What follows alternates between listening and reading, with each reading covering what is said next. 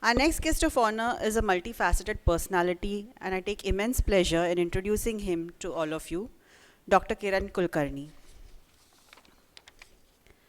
Dr. Kiran Kulkarni is an I.A.S. and has charge of Commissioner of Directorate of Municipal Administration and Mission Director, National Urban Livelihood Mission, Government of Maharashtra. He has 28 years of deep experience in administration. He is known for his innovative initiatives and experiments in citizen-centric governance during his tenure. He also served in Yashda as Additional Director of RTI Cell and was National Resource Person for RTI to conduct training programs in 25 states across the country. While working as Commissioner of Tribal Development Department, he conceptualized and successfully rolled out Unlock Unlearning, an education project for continued learning of 4.75 lakh tribal students during the pandemic. The project was nominated for UNESCO Vinyoy Award for Educational Innovation for Asia Pacific region. Dr. Kulkarni is a versatile personality with the rare combination of administrator, researcher, artist. He holds a doctorate in development economics, has 15 books and around 250 articles to his credit, and has participated in the production of 18 documentaries and short films in the capacity of a screenplay writer. Welcome, sir.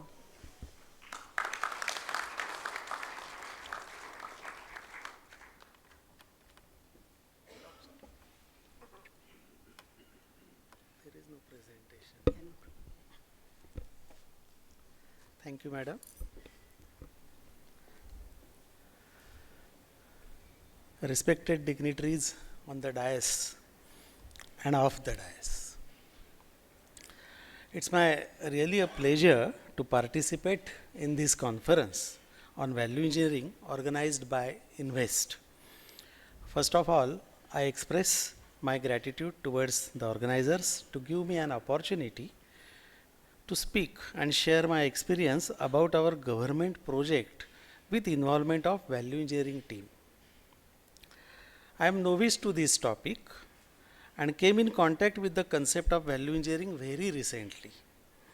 I should admit that I got fascinated with not only the concept but also with methods and approach of value engineering, especially when the concept is applied to a social sector project or a government project. Value engineering, as we all know, has evolved in response to needs of core industry 75 years ago. Ever since the concept has emerged, it is widely adopted more in industry from manufacturing to service delivery across the globe.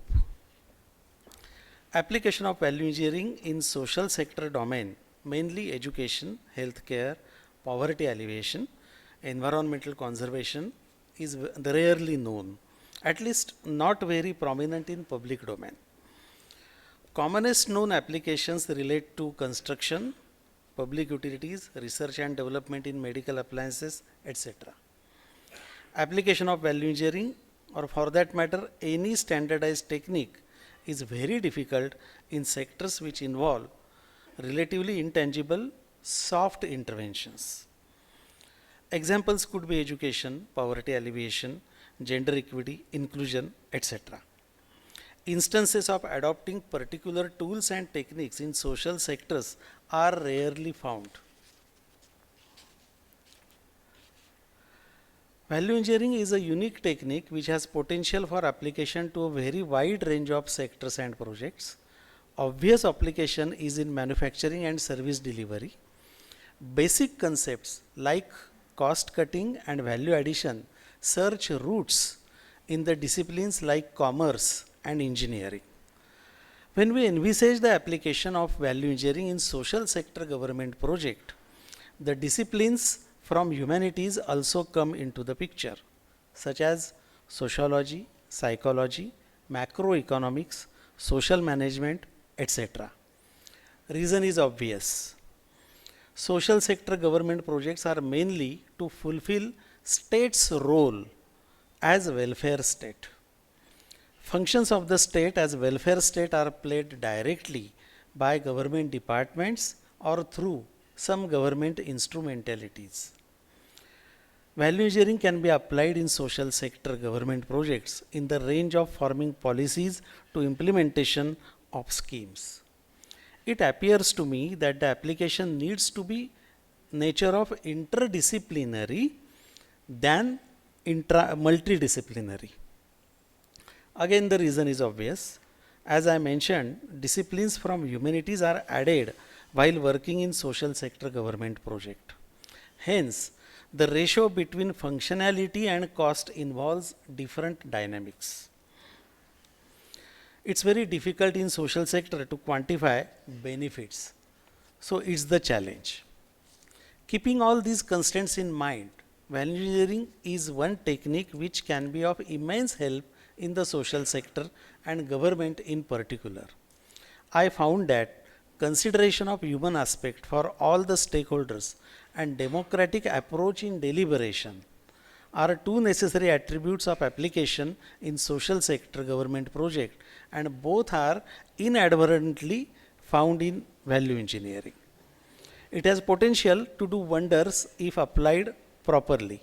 I am saying this confidently as I have experienced that in our value engineering project for NULM and particularly for CLC formation. In the above context, it would be apt to share experience of the Directorate of Municipal Administration, that is DMA.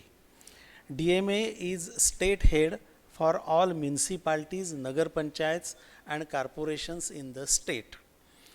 For your information, there are 412 ULBs, urban local bodies in Maharashtra. Out of that, 28 are municipal corporations. Nearly 175 are nagar panchayats and remaining are nagar parishads.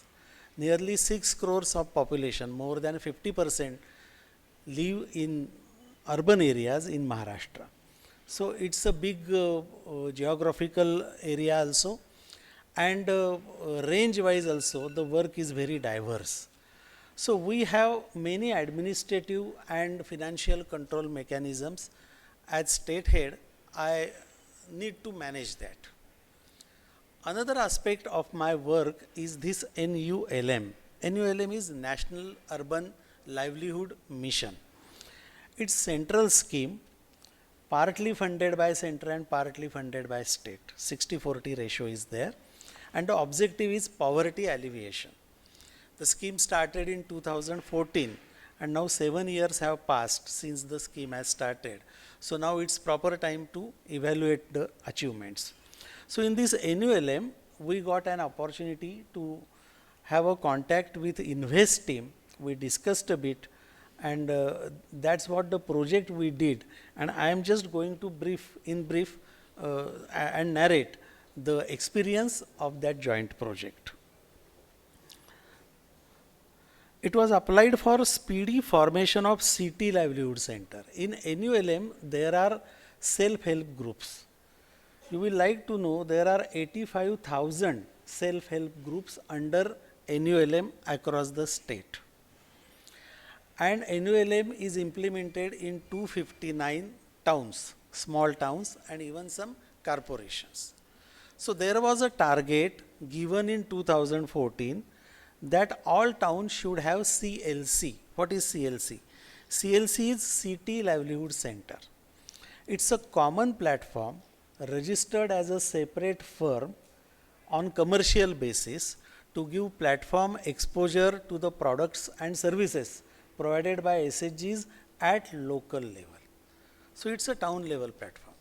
So it's very interesting to know that in 2014 it was decided that all 259 cities will be having these CLCs. Somehow, due to some reasons, in last 7 years, only 44 CLCs could be functional. Only 44 CLCs could be formed. And remaining 215 CLCs still untouched. So we took a challenge. Our I.A.S team discussed with our DMA members, and we evolved a strategy. We found some solutions. So experience sharing of a member from Invest regarding a previous project implemented in healthcare led to a possibility of attempt to apply value engineering for resolving the key issues in CLC formation process. A meeting was held with Invest leadership to take up the project for this to begin with. Value engineering study was undertaken jointly by team members from Invest and DMA. The DMA team members were imparted training in value engineering during the process. The team studied the issues in depth not only through consultations with stakeholders but also conducted field visits to understand the ground realities. Those field visits were not only in corporation areas but small town or small nagar panchayats which is urban area in transit. When a gram panchayat has a potential of being urban area, it is termed as nagar panchayat. So it's a transitory phase. So those nagar panchayats are as good as gram panchayats. So in those small towns also, this Invest team went and we studied a lot. Post selection of solutions, the DMA team prepared an implemented plan to implement the same. Now what we achieved? CLC formation was undertaken in workshop mode at division level, which led to faster processing of applications and scrutiny of proposals. This led to approval of the CLCs in comparatively shortest duration. The duration was 45 days instead of average 272 days taken earlier. So prior to that, 272 days were required to form a CLC, which we did in 45 days, and such 209 CLCs we could form with the help of Invest team and with application of the solution suggested by the Invest team. Even other solutions are also under implementation, like enhancing procurement process at CLC level, capacity building and recruitment at CLC level. We are now in a process of taking up on-site training module with Invest team. They are also collaborating with us and we are in the process of finalizing the module. So in short, the experience of working with Invest team was enriching. DMA team was exposed to new methodology for resolving problems. Interaction with team outside the DMA was interesting and their learnings added value to the process. The creativity involved in the process was energizing and led to a lot of brainstorming and exploring alternatives beyond conventional approaches. The techniques adopted such as cost worth analysis, etc. was interesting. A new joint project is under consideration for convergence of Swachh Bharat Mission SBM and CLC activities at town level. So this was the experience. So I have drawn some conclusions which I think will prove important in this conference. So I will just tell about those conclusions which are in my mind. The method and outcome of value engineering and personal experience convincing about the applicability. In case of intangible tasks also, it is very clear that if a team with requisite expertise and skills can bring immense value to the ongoing and new interventions which can lead to several benefits in shorter period with lesser resources and possibly at lower costs. It would be beneficial if the value engineering is integrated as a method across the project life cycle. Such expertise should also be built in within the departments. Such radical change in official structure would be difficult, but nevertheless it is worth attempting. Some important observations as follows. First observation is departments doing welfare projects can be identified to involve value engineering for social sector government projects. So departments doing regulatory things, those are, I think, having less potential for value engineering partnership. Activities of training and capacity building at various levels in departments can be first choice to take up. Training and development is very important activity, as you know, and at department level in government, I think this is a sector which is not paid much attention. So if value engineering team looks into this aspect, I think it will be beneficial for the departments. Government instrumentalities functioning for welfare activities would be better partners for VM. The reason is also obvious. These instrumentalities can reasonably go beyond government rules if found appropriate. So in government department there is fixed frame of rules which cannot be overcome. But in instrumentality, if the governing body agrees and if found appropriate, they can go beyond government rules, which gives more flexibility for innovation. Further deliberation would be helpful about the interdisciplinarity of VM. So I am talking about interdisciplinarity going beyond multidisciplinarity. So I think more deliberation is required on this point. Under NULM, National Urban Livelihood Mission, there are further many possibilities to involve INVEST team. Monitoring steps for economic self-sustenance at local body level, particularly for small towns, would prove game changer in urban development. This is actually a crux of the matter, because I am working in urban development department since last 2 years. My finding is that self-sustenance at small town level is the key, and fortunately or unfortunately, there is no much attention to this aspect. So if value engineering team looks into the self-sustenance model and devising that model for each town, it will be very helpful. So we can go one by one.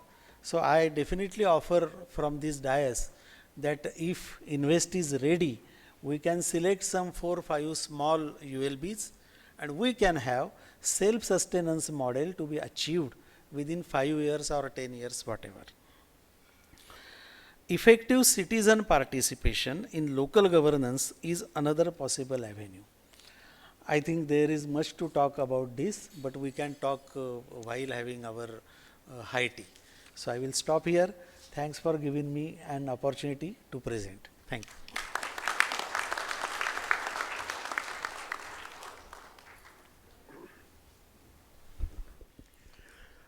Dr.